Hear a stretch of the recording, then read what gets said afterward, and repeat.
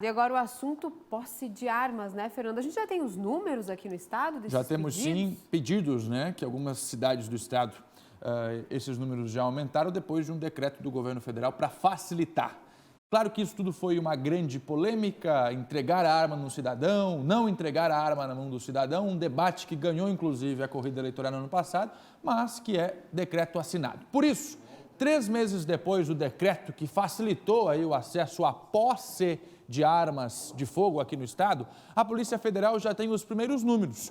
Os dados são referentes aos 2 primeiros meses e apontam que em 6 postos da Polícia Federal aqui em Santa Catarina, o aumento pela solicitação da posse de arma foi de 25% se comparado com o mesmo período do ano passado, ou seja, antes do decreto do presidente Jair Bolsonaro.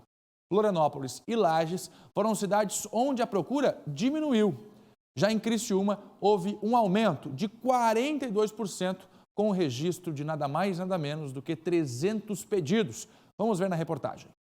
A posse permite que as pessoas possuam armas de fogo dentro das suas residências e de seus comércios.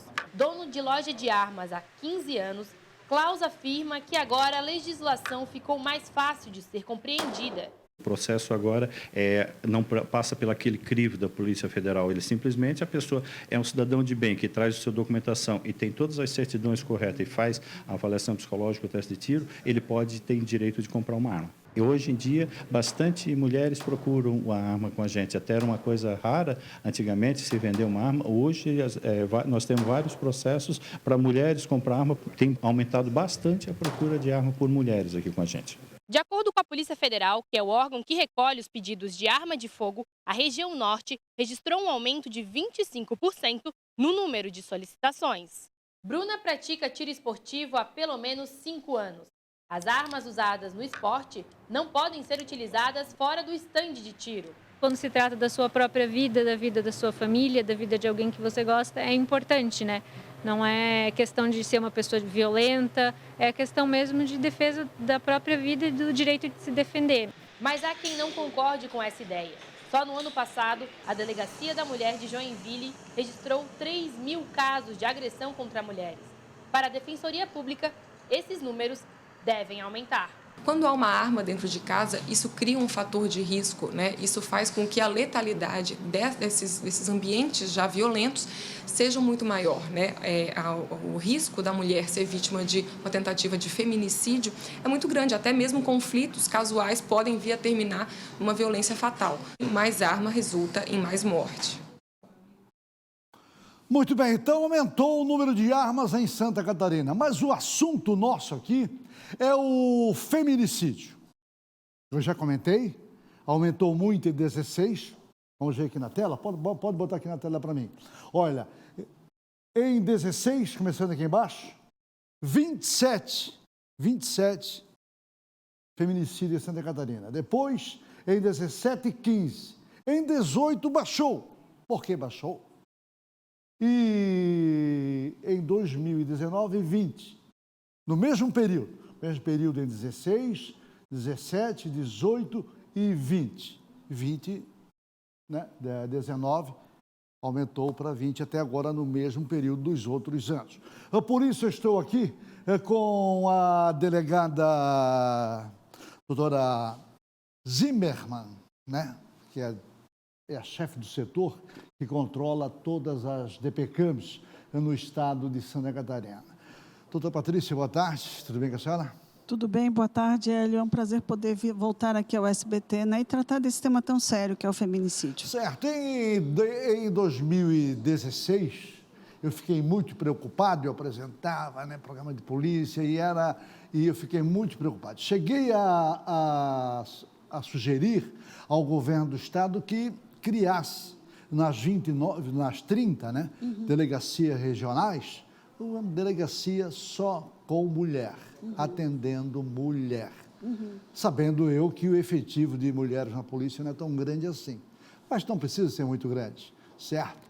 Agora eu percebi que em 18 deu uma caída assim de quase 100%, deu uns 80% em 2018. O que é que vocês fizeram em 2018 para dar essa queda para 10 casos nesse período, no mesmo período do ano, né, até abril? Bom, é importante frisar que a gente trabalha muito aqui com a parceria da mulher vítima de violência. Então, o que a gente tem dito para essas mulheres? Se você sofre uma violência, ela começa muitas vezes numa ameaça, numa censura. Procure a intervenção do Estado já no início, procure uma delegacia de polícia e faça um registro de ocorrência. A gente tem visto que a medida protetiva ela tem um resultado positivo. Então, quando o Estado intervém, quando essa mulher já é amparada, quando a medida protetiva é concedida, muito dificilmente ela entra nessa estatística de feminicídio. Um desafio muito grande que a gente tem é essas mulheres que retornam ao convívio com o seu agressor. Então, a mulher tem que ter atenção, né? Nós temos um trabalho voltado para os homens autores de violência também. Então, esse cuidado, às vezes... Homem? Autor de violência. Autor de violência. Isso. Então, assim, às vezes uma simples ameaça a mulher não leva a sério, né? Ah, ele é um bom marido. Mas todos esses casos de feminicídio, a gente tem pelo menos um caso anterior de ameaça. Certo. A senhora acha que a liberação da posse, né, não é do porte, foi liberado a posse da arma. O porte é outra coisa, são casos especiais que a Polícia Federal concede, certo? Quem precisa de segurança na rua, conforme a atividade do cidadão. A senhora acha que tendo mais armas em casa pode aumentar o número de feminicídios?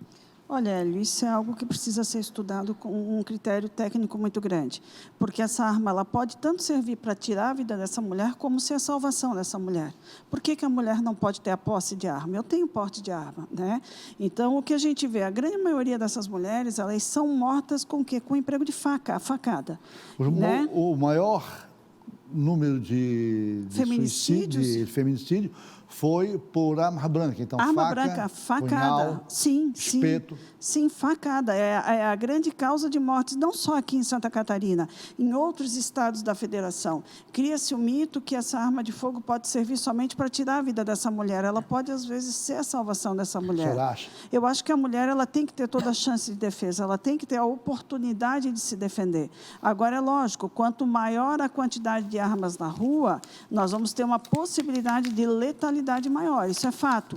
Mas o que a gente está discutindo aqui na rua, o que a gente está discutindo aqui é a posse de arma dentro de casa, né? Às vezes o cidadão pode usar essa arma para sua autodefesa.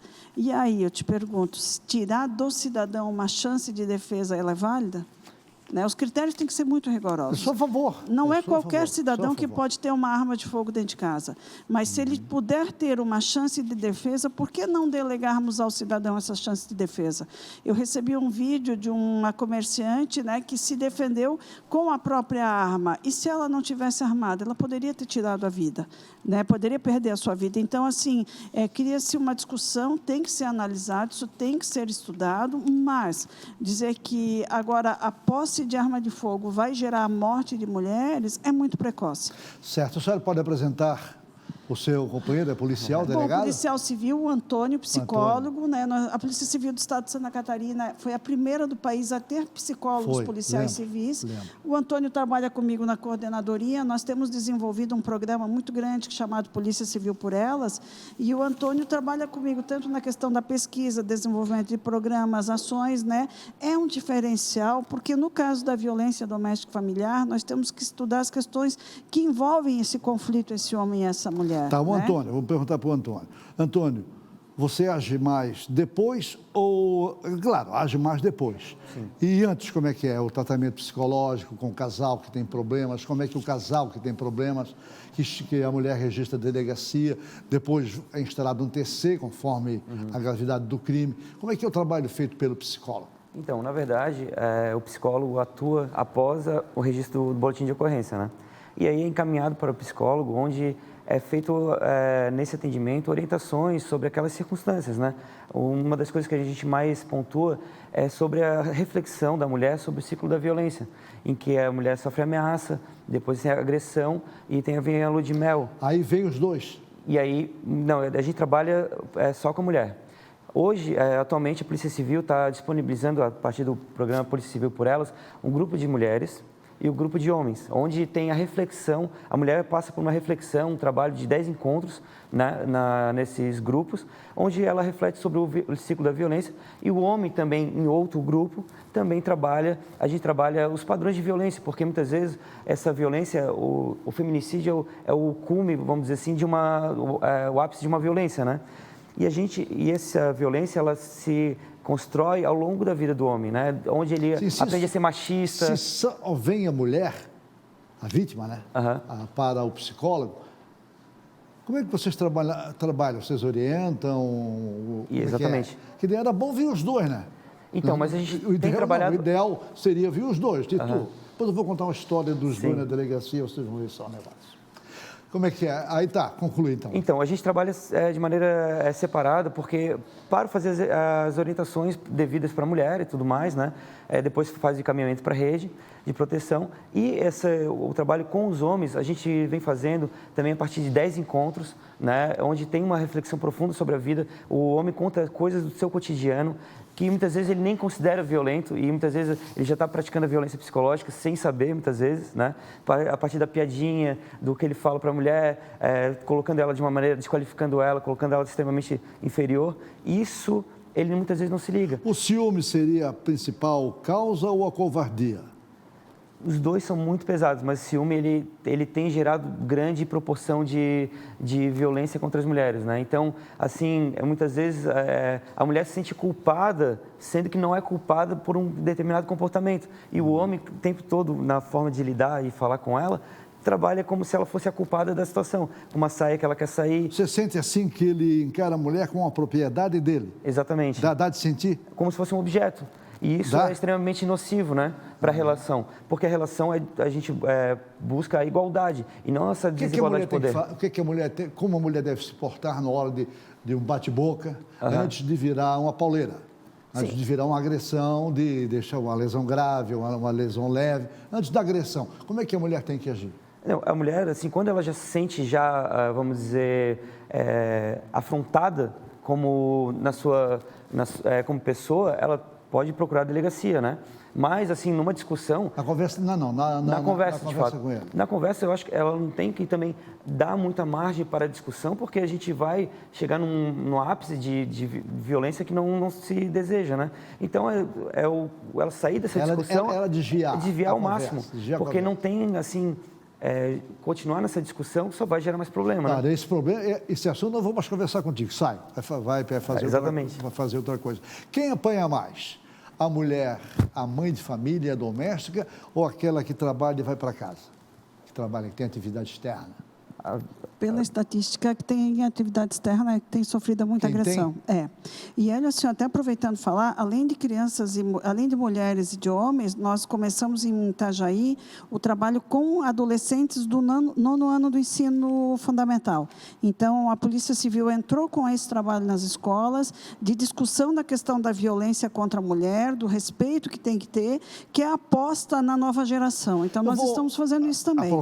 Já levando, conscientizando o que é violência, a garota e o garoto, a importância do respeito na relação entre os dois, né? Um trabalho muito sério, assim, onde os psicólogos têm feito uma avaliação no início, uma avaliação ao final, com certificação pela Academia da Polícia Civil. Uma vez eu estava na 6ª Delegacia de Polícia e a titular era a doutora Lúcia, nossa falecida doutora Lúcia, nos deixou muita saudade. Uma das maiores policiais desse país. Né? Ícone para a Polícia Civil do Brasil. Eu estava na 6ª Delegacia de Polícia, quando chegou uma mulher toda arrebentada, cheia de hematoma no olho e tal. Ela se espantou. Quem foi que fez isso? Foi meu marido. Era marido, não era companheiro. Ela disse, manda pegar ele. A dona Lúcia mandou pegar ele. Manda pegar ele. Vai lá, pega ele. Foi lá e pegaram. Pegaram e trouxeram. Trouxeram para a delegacia. A doutora Lúcia ficou assim, vem cá, por que tu fez isso na tua mulher, rapaz? A mãe dos teus filhos estão ali chorando. Assim, doutora, eu passei no bar e cheguei em casa e perdi a cabeça. Perdeu essa cabeça com ela? Ela é mulher. Agora, perde comigo. E ela era alta, né? Perde a cabeça comigo. Ela partiu em direção ao cara. Seu covarde, perde a cabeça comigo. Pode ver só o negócio. O que é que eu faço contigo? O cara saiu correndo. Foram buscar aqui perto do Beira-Mar Shopping. Foram buscar o cara. E é importante isso, assim, ó, a mulher dela muitas Não, vezes... porque às vezes a delegada recebe, ou o policial recebe, dá vontade de... Sim, a gente tem de fazer vontade o mesmo com ele, né? de reagir, Ele não pode, mas não temos pode. que segurar. Mas é importante esse teu exemplo. A mulher, ela muitas vezes ela não pode ir para o enfrentamento direto, Aham. mas ela não pode deixar essa violência avançar. Então, a postura positiva, o que que é? Você foi ameaçada, você sofreu uma violência, vá à delegacia de polícia. Procure uma delegacia de polícia e faça um registro de ocorrência. Registra o boletim. Se eu fosse você, que a coisa estivesse muito ruim, ir para uma academia de artes marciais sem ele saber. Ia me preparar em jiu-jitsu. Vai lá, te prepara no jiu-jitsu, apenas aprenda os golpes, pelo menos para se defender. Pelo menos para se defender. Se você tem filhos, não consegue se separar dele já, ele não quer sair de dentro de casa, você fazia uma aulinha para dar um cacete nele. Bem, agradeço à doutora Patrícia Zimmermann, que eu já conheço há muito tempo, é minha amiga, o psicólogo, Antônio. já conhece também, né? Lá, lá da delegacia. Então, muito obrigado a vocês dois. Esperamos que diminua porque é preocupante. E olha, Hélio, a gente já faz o convite para vocês, nós vamos agora, final de maio, ter o nosso seminário sobre o programa, né, com as delegacias da mulher do Estado inteiro. Vamos convidá-los para a cerimônia de abertura para ter uma noção do que a gente tem feito pelo Estado. Então, uma boa pauta para o nosso jornalismo, porque muitas pessoas vão falar. Boa tarde a vocês, muito obrigado.